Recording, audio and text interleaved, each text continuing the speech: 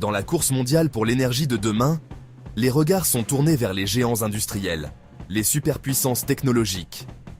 Mais et si la clé d'un avenir plus stable se trouvait ailleurs, dans un endroit que peu soupçonnent? Voici le choc. L'indépendance énergétique de l'Occident, sa transition vers le tout électrique, pourrait dépendre du Maroc. Alors que tout le monde regarde la domination chinoise, le Maroc joue un jeu plus discret. Pour comprendre l'audace de ce pari, il faut d'abord saisir l'état des lieux. Aujourd'hui, la chaîne d'approvisionnement des batteries pour véhicules électriques est un empire. Un empire dont la capitale est Pékin. La Chine contrôle près de 80% du raffinage des minéraux critiques et plus de 70% de la production mondiale de cellules de batterie. Cette hyperdépendance, autrefois un simple calcul économique, est devenue une vulnérabilité stratégique majeure pour l'Europe et l'Amérique du Nord. La pandémie de Covid-19 et les tensions géopolitiques récentes ont révélé la fragilité de ces longues chaînes logistiques. Un seul maillon se brise et des usines automobiles entières sont à l'arrêt à des milliers de kilomètres de là. L'Europe appelle. Les constructeurs automobiles, pressés par des objectifs de transition ambitieux, cherchent désespérément des alternatives. Ils veulent des minéraux sans casse-tête géopolitique, un approvisionnement fiable et de plus en plus une traçabilité éthique et environnementale irréprochable. L'Union européenne veut un approvisionnement non chinois pour sécuriser son industrie. Et oui, des géants comme Tesla aussi, qui cherchent à diversifier leurs sources pour soutenir une croissance exponentielle. C'est dans cette brèche que le Maroc s'engouffre. D'abord, le trésor. Le plan marocain repose sur des fondations solides, littéralement enfouies dans son sol. Premier atout, le graphite. Dans la province de Driouche, au nord-est du pays, se trouve un gisement prometteur. Le graphite est le composant principal des anodes, la borne négative de la batterie lithium-ion. Sans graphite de haute pureté, pas de batterie performante. Alors que la Chine a récemment restreint ses exportations de graphite, sécuriser une source locale et stable est devenu une priorité absolue. Deuxième atout, encore plus stratégique, le cobalt.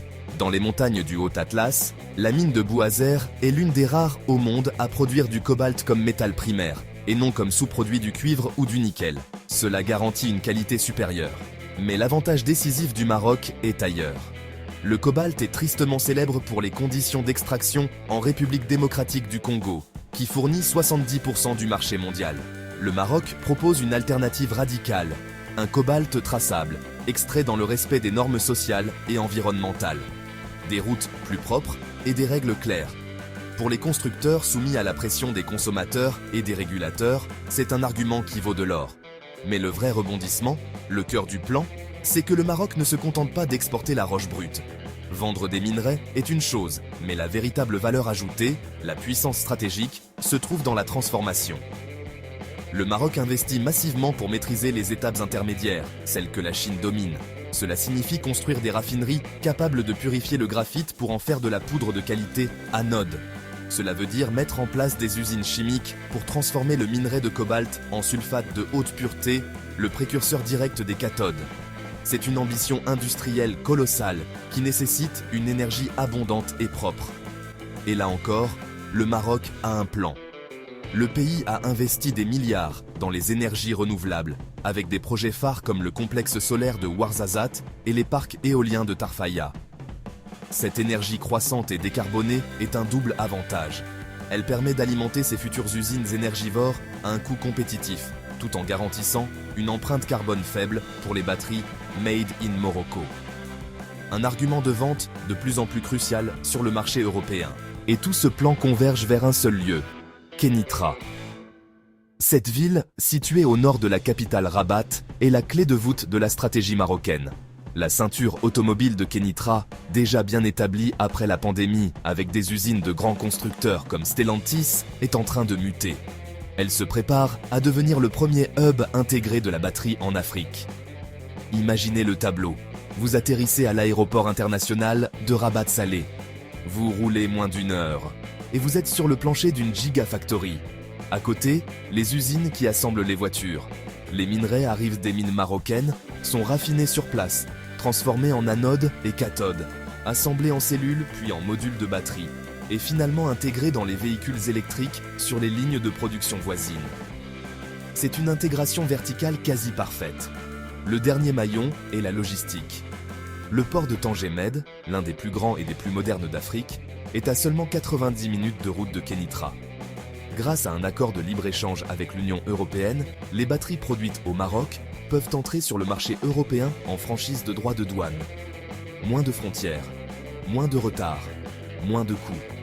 Une batterie peut quitter l'usine de Kénitra et arriver dans une usine d'assemblage en Espagne ou en France en moins de 48 heures.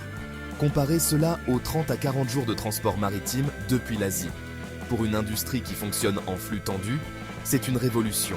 Le Maroc ne fait pas ce pari seul. Le plan prévoit des coentreprises avec des fabricants de batteries et des constructeurs automobiles européens et asiatiques.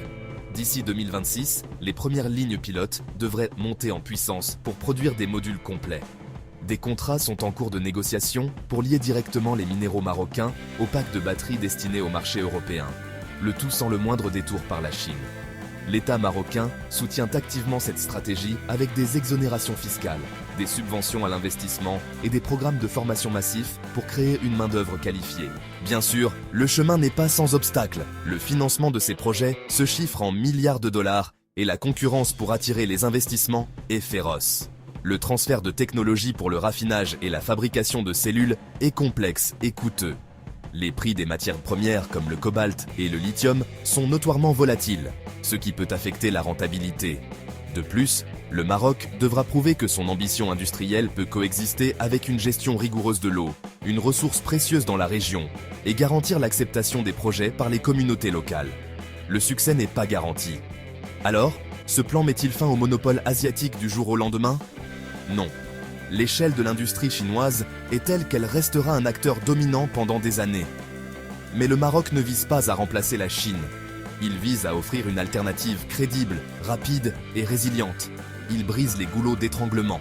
Si les objectifs sont atteints, d'ici 2030, le Maroc pourrait fournir une part significative des batteries nécessaires à l'industrie automobile européenne, créant des dizaines de milliers d'emplois et positionnant le royaume comme un pivot incontournable de la nouvelle économie verte. Finalement, le plan secret du Maroc n'est pas si secret. Ce n'est pas une découverte miraculeuse, mais un projet d'une logique implacable. C'est de l'exécution pure. Le Maroc parie sur la vitesse et la géographie plutôt que sur la taille. Il relie toute la chaîne, extraction, raffinage, assemblage et expédition. Le tout dans un périmètre de quelques centaines de kilomètres. Si ce pari audacieux réussit, le prochain véhicule électrique que vous conduirez en Europe pourrait bien rouler avec une batterie née à Kénitra. Une batterie entièrement marocaine, de la roche à la route. Et ce serait la fin discrète, mais retentissante, d'un monopole très bruyant.